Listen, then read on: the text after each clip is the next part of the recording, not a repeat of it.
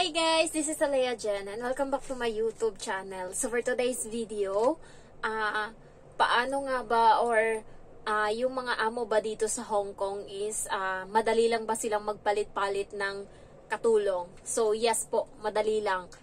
Depende po, pero kasi yung mga helper din, pag nag-break ng contract, hindi minsan sinasabi yung totoong reason kung bakit sila nag-break ng contract para alam mo yon, walang problema na mangyari, baka mapag-initan kasi may 1 month notice ka. Kaya ang tanong dito is nakakapagpalit ba sila kaagad ng katulong kapag nag-break ka ng contract or terminate ka nila. So yes po, kasi maraming beses or alam naman nila sa sarili nila na masama yung ugali nila, pero hindi nila binabago. And alam nyo ba yung nangyayari? Kasi nakarami na sila. Alam ko kasi sa isang taon, 3 beses lang sila pwedeng mag-request ng helper. Tapos i-decline na or hindi na sila papayagan na makakuha ng katulong kapag 3 beses sa isang taon na nangyari yon. Same as sa sa katulong. Yung kaibigan ko na kasabay ko mag-flight papunta dito sa Hong Kong is 3 beses na siya na-terminate sa isang taon. So, pang-apat, hindi na siya binigyan ng visa ng immigration. So, first is, nagpunta siya dito, lang siya, 9 days, and then, sabi ng sa kanya, ng amo, kasi tinanong niya kung bakit, anong reason, sabi no good daw. So, nakahanap siya uli ng amo. And then, pangalawang amo, yun na yung sabay na kaming nagpunta dito. So, bago siya napunta sa amo na yun, or bago siya umuwi ng Pinas, kasi nga nag-antay siya ng visa, naka 1 month na siya dito sa amo niya, na binalikan niya. So, bali, nagpirma siya ng kontrata, nakahanap siya ng bagong amo, so nagpirma siya ng kontrata. Ngayon, pinatrabaho na siya doon ng 1 month, tapos pinauwi lang siya ng Pinas, hindi ko alam kung bakit, para mag-process ng paper siguro. Pero nagtrabaho na siya ng 1 month, kaya pagpunta namin dito sa Hong Kong, isang backpack lang yung dala niya, and sobrang konti lang. Tinanong ko siya, may kumot ka ba dyan? May tuwalya ka? Ganyan-ganyan. Sabi niya, naiwan na daw niya dito sa Hong Kong yung mga gamit niya. Nandun na daw sa bahay ng amo niya. Kaya, alam ko talaga, sure ako na, alam mo yun, tatagal siya sa amo kasi nga 1 month na siya doon eh. Kung ayaw ng amo niya sa kanya, edi sana dati pa inano na siya, 'di ba? Ginidip up na. So ang nangyari, pag balik namin dito, 2 months lang siya, guys, and then inano siya, binrake contract. Pero mabait naman yung amo niya, sabi sa kanya, antayin kitang makakuha ng amo, tsaka kita bitawan, sabi niya ganun, para may konsiderasyon ba and bibigyan kita ng good record, ganun. Pero guys, nakahanap na siya ng amo. Sa pangatlong amo, ang nangyari is dinicline na ngayon ng immigration. Kahit na okay na nagpirma na yung amo, okay na lahat, pero yung immigration yung umayaw. Kasi nga, pangatlo na yun pangatlong perma niya na sa loob ng 1 taon. So, sunod-sunod siyang break contract. So, ibig sabihin may mali. Kaya bumalik siya sa Middle East. Doon na siya uli nagtrabaho. So, sa mga amo naman, madali lang sila makakuha ng katulong, pabalik. Kasi guys, ang ginagawa nila, pinapapirma nila yung ibang member sa bahay. Marami yan silang mga extended family. Yung kaibigan ko nga is, yung pumirma sa kanya is yung bata, pero doon siya pinapatrabaho sa nanay, sa matanda. May mga ganong issue dito sa Hong Kong. Yung iba yung pumirma, tapos iba ka nagtrabaho, sa iba ka nagtrabaho. Kasi nga, salbahe yung ugali ng amo and hindi na makakakuha ng katulong kapag hindi nila ginawa ng paraan na ibang tao yung oh my gosh, yung cellphone ko. Ibang tao yung papirmahin. So, ayun lang. Yung sa kaibigan ko is, yun nga, ang nangyari is, pinagtrabaho siya dun sa matanda, pero dalawa yung pinagtatrabahuan niya.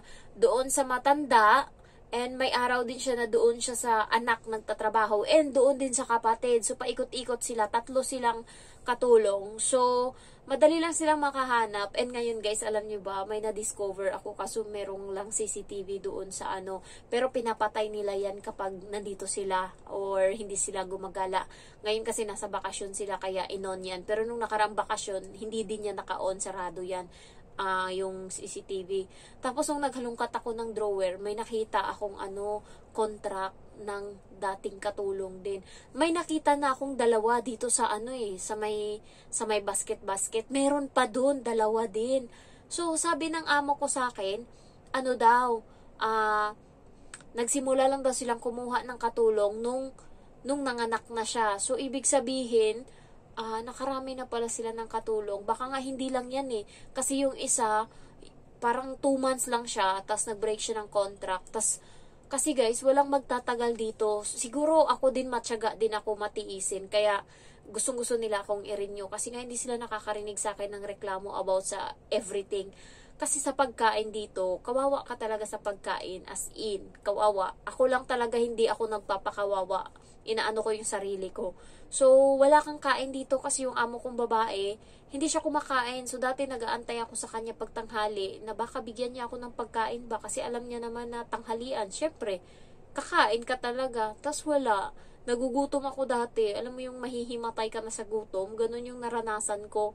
So, ginagawa ko is nag-aantay ako ng alam mo yon, naghahanap ako ng paraan kung paano ako makakadiskarte ng pagkain. So, ang ginagawa ko, sakto naman, parang binless din ako siguro ni God, na yung bata is kailangan saingan ko sa umaga ng alas 5 para baon niya sa school. So, ang ginagawa ko, nagsasaing ako ng marami para mayroon akong pagkain sa tanghali. So, minsan, tinatanong niya ako, kumain ka na ng tanghalian? Hindi ko alam, isang beses lang yan.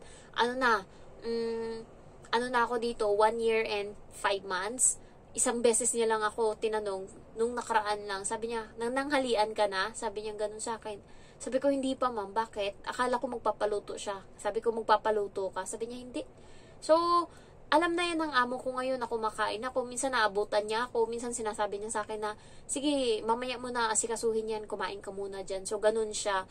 So, at least alam niya na hindi ako nagpapakapatay ng trabaho tapos hindi ako kakain.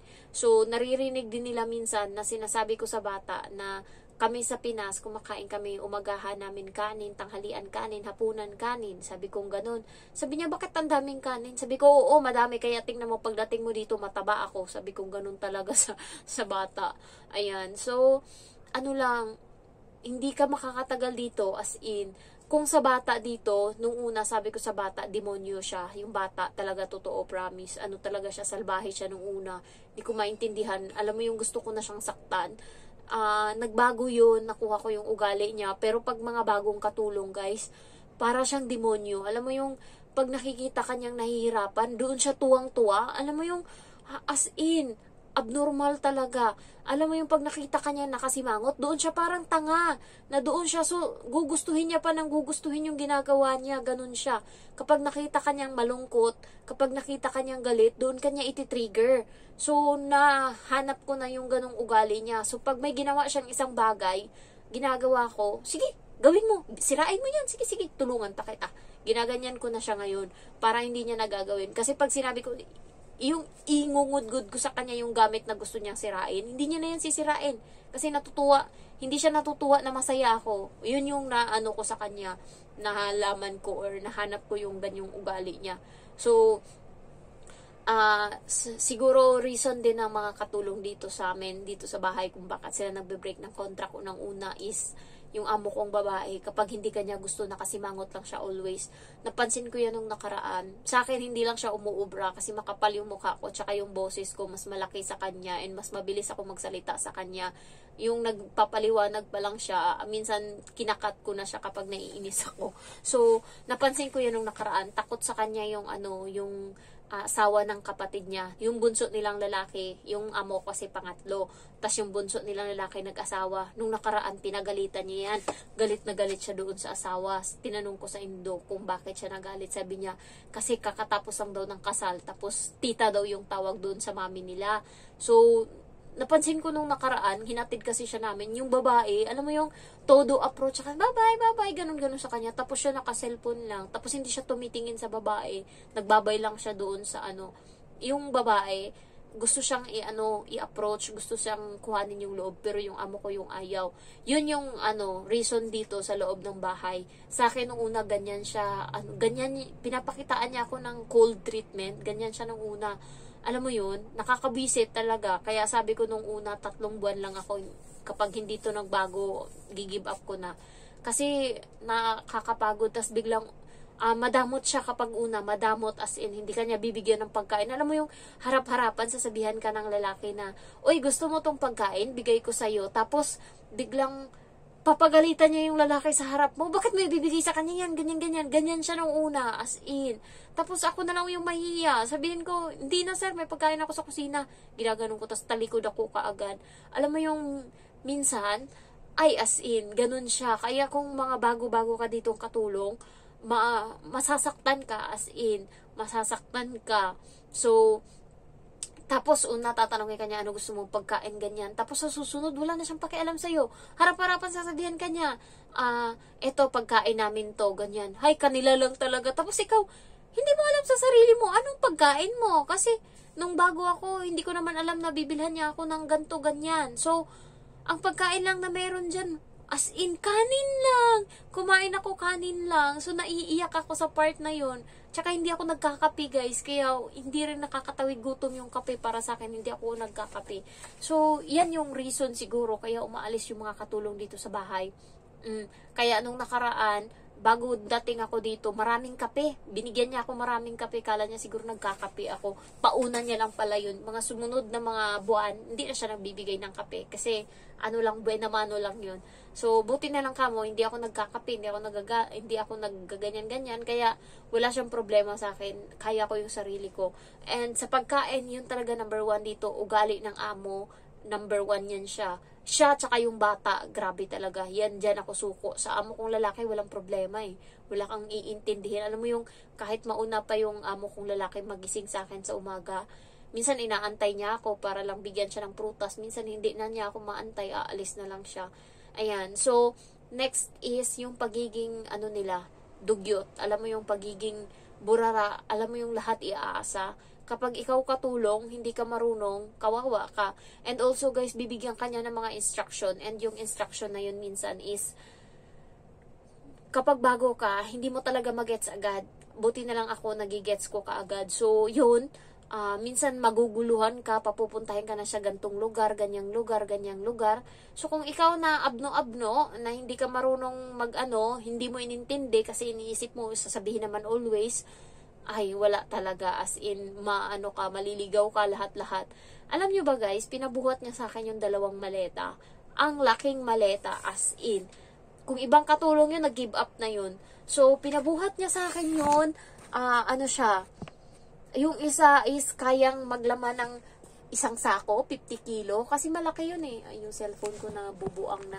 So, malaki siya. Binitbit ko, 50 kilo yung isa, tapos yung isa is nasa 25 or 30 kilo yung magkasya. Ay, yung cellphone ko, hindi na gusto ko pa naman yung lightning dito. So, pinabitbit niya sa akin yung 2, may bag pa nakasama. As in, nitong alis lang nila, kaya ang sakit-sakit, ngayon lang nakabawi yung katawan ko sa sa pagod, kasi nga, na nangyari dito? Kasi nga, guys, ang laki, as in, hanggang dito ko yung maletang isa, yung itim, 50 kilo, tapos yung isa is 30 kilo. And pinabas lang ako, pinasakay lang ako sa bus. And then, may bag pa ako ng backpack niya na malaki na ang laman siguro mga 7 kilo. Ay, grabe talaga yung pinagdaanan ko nung time na yun na, alam ko na mangyayari yon. So, buong araw ako nag-iisip kung paano yun gawin, kung ano yung gagawin ko. Tapos, nagsumbong ako sa boyfriend ko. Sabi ko, ba't ganito yung ipapadala sa akin? Hindi ko alam kung anong gagawin ko. Hindi man lang ako sinabihan na mag-taxi ako or ganun. Ang sabi sa akin, mag-bus ka. Tapos lahat yun ipapadala sa akin. So, sinabi ko yun sa boyfriend ko. Tapos, ang sabi niya sa akin is, kaya mo yan. Kaya ko nga dati na 10 maleta yung dinala ko. So, ayun, nagsimula ako 3:30. Dapat nandun na ako sa bahay ng matanda. 1:00 pa lang guys, umalis na ako dito sa bahay. Inunti-unti ko na ng lakad. Grabing sakit. Tas pagdating ko doon sa bahay ng amo, ng matanda, na-shock sila na nakaya ko yun. Sabi niya, grabe. Sabi ganun ng mga matatanda. Kasi nga, grabe, makikita mo pa lang talaga, hindi mo ma-imagine. Tas 2 maleta, ang lalaki. Ayan. So, ang is, ganyan yung amo ko. Wala siyang pakiramdam ba? Kuripot, as in, napaka-kuripot. Diyos ko.